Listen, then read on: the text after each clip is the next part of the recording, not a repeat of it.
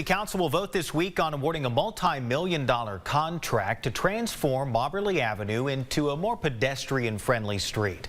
As KLTV7's Jamie Boyum reports, the idea was first suggested almost a decade ago. Longview Public Works Project Manager Bob Watson says the plans for a major alteration to Mobberly Avenue are complete.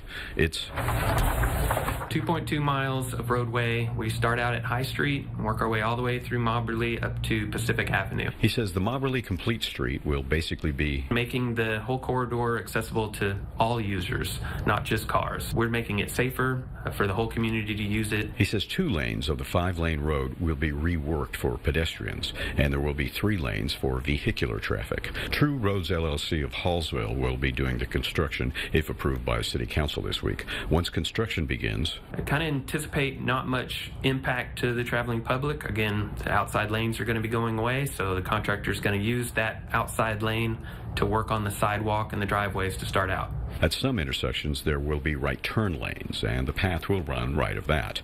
At Young Street and Mobberly, where the city has extra right-of-way, we'll put in trees, grassed areas, mounded, and some park benches, so little parklets on either side of the roadway. Watson says the city spent a year holding 6 public outreach meetings for residential concerns like reworking driveways and enough lanes to accommodate Laterno University and the Belcher Center. He feels the pedestrian-friendly upgrade in downtown Longview has been successful. You see our downtown area thriving because people can get out of their cars, walk to the businesses, and it looks like people are out doing things. It's a happening place. Watson expects the same will happen on the Mobberly Complete Street.